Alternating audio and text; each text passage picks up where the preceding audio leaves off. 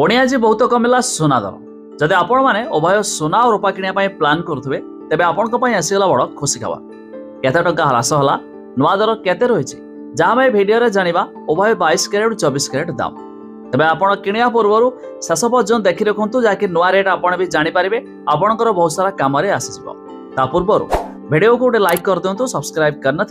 एवं सब्सक्राइब कर पाखर घंटी चिन्ह को दबाई दिंतु तेबे जानी रखु आम राजधानी भुवनेश्वर अर्थात ओडिशा मूल्य रे आज सुना 10 ग्राम पिछा 1200 टंका ह्रास देखा मिली